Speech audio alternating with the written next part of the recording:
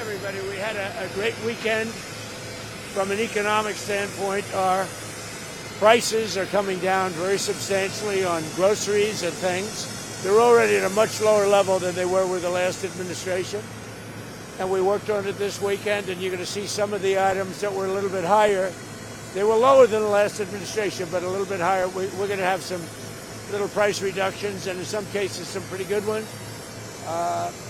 They use the affordability word. The affordability is much, much better with this. And again, I go to Walmart and other companies, and in every case, it's about 25%. That a meal, a Thanksgiving meal and surroundings are 25% lower than it was under the Biden administration. That's a big fact, and that comes from Walmart and others that do that. Okay? Any questions? Any update on Venezuela, Mr. President? On Venezuela, update? No update on Venezuela. With the designation of that cartel associated with Maduro, does that mean that the U.S. government can target Maduro's assets or infrastructure inside Venezuela? It allows us to do that, but we haven't said we're going to do that. And we may be having some discussions with Maduro, and we'll see how that turns out.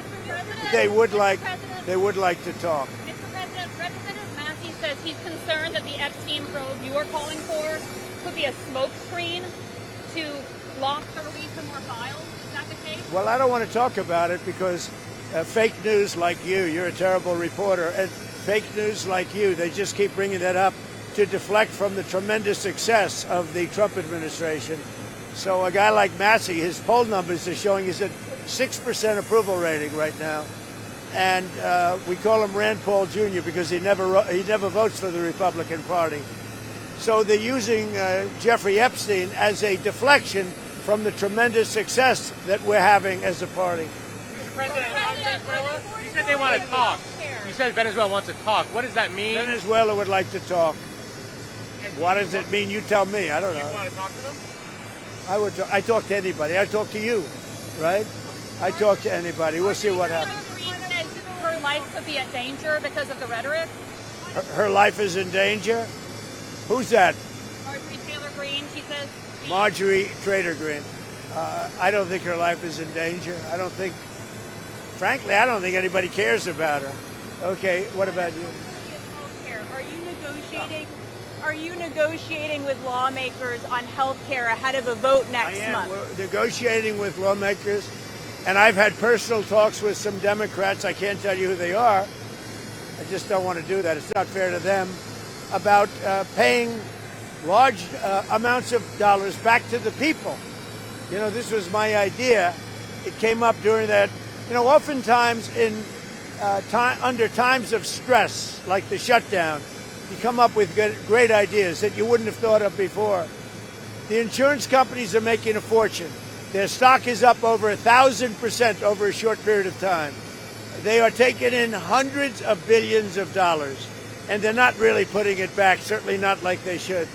So when I see this, and when I've seen this over the last pretty short period of time, I said, why do we just pay this money directly to the people of our country and let them buy their own health insurance? And, you know, I made that statement, and I made it a little bit cavalierly, but it sounded good. And everybody has picked it up, including Democrats. And I am talking to some Democrats right now about doing that. People love it. We're going to take the money. Well, if it gets approved, we're going to take the money. We're going to pay it back to the people of our country to go out and buy health insurance. Now, they can put it in a health account. We can do it a lot of different ways. But they buy their own health insurance. They can negotiate price. And it's going to be locked so they can't go out and buy a Cadillac. They can go out and buy health insurance. Mr. President, Carlson. Is it time for Congress to move legislation that puts pressure on Russia and puts pressure on Putin? Well, I hear they're doing that, and that's okay with me. They're passing legislation, or the Republicans are putting in legislation that very tough. It's sanctioning, et cetera, on any country doing business with Russia. They may add Iran to that, as you know. I suggested it. So any country that does business with Russia will be very severely sanctioned. We may add Iran to the formula, yeah. Mr. President, Tucker Carlson recently had a friendly interview with anti-Semite Nick Fuentes. Tucker Carlson. What role do you think Tucker Carlson should play in the Republican Party and the conservative movement going forward? Well, I found him to be good. I mean, he said good things about me over the years. I think he's good. We've had some good interviews. I did an interview with him. We had 300 million hits. You know that. Look, I can't tell him. Will you let me finish my statement? You are the worst. You're with Bloomberg, right? You are the worst. I don't know why they even have you. We've had some great interviews with Tucker Carlson, but you can't tell him who to interview. I mean, if he wants to interview Nick Fuentes, I don't know much about him, but if he wants to do it, get the word out. Let him, people have to decide. Ultimately, people have to decide. The mayor of New York, I will say, would like to meet with us and we'll work something out. But he would like to come to Washington and meet, and we'll work something out. We want to see everything work out well for New York. You yourself had dinner with Nick Fuentes at Mar-a-Lago a few years ago. What role should he play in the conservative movement? Well, I didn't know he was coming, and he was with, as you know, somebody, Kanye. And Kanye asked if he could have dinner, and he brought Nick. I didn't know Nick at the time. And he did. He came, and along with a few other people. He brought a few people with him. Meeting people, talking to people, like for somebody like Tucker, that's what they do. People are controversial. Some are, some aren't. I'm not controversial, so I like it that way. Okay. In Venezuela, are you discussing options with Congress? Are you going to Congress to discuss potential options you're considering? We like to keep Congress involved. I mean, we're stopping drug dealers and drugs from coming into our country. And I actually told Marco and some of the people, our Secretary of State is doing a great job, by the way. I said, go to Congress and let them know we're not letting drugs come through Mexico. We're not letting them come through Venezuela. And let Congress know about it. We don't have to get their approval, but I think letting them know is good.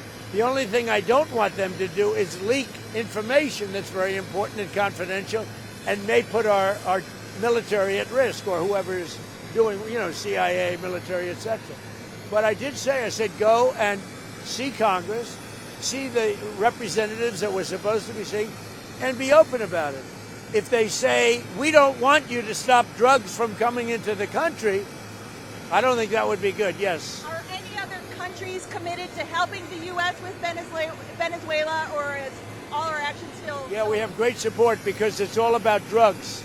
Well, in Venezuela's case, it's about drugs, and it's also about thousands, hundreds of thousands of people that they've released into our country. And some are gang members from Tren de Aragua. Some are many are drug dealers. Some are murderers.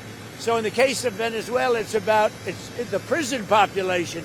Their almost entire prison population was released into the United States. You know what that means? Their prison population was released into the United States. And we're getting it out. We're doing an amazing job. We have a strong border now. We have everything. Our country's doing so well. But what the Biden administration did to our country should never be forgotten. And the single worst thing they did is allow 20 or 25 million people to pour into our country. People from prisons, drug dealers, mental institutions, bad people, gang members, to allow that to happen to the United States, totally unchecked and unvetted, should never be forgotten. What they've done to our country is a very big thing. But we are correcting it. We have strong borders now. We have a great economy. The prices are coming down. The Democrats like to use the word affordability, but their affordability was terrible. The problem with the Democrats, they lie. They do it so well. They talk about affordability. But I'm the one that's getting the prices down. As an example, they had the highest inflation in the history of our country. I have it down now to a normal level, and it's going down further. Thank you very much, everybody. Thank you, Mr. President.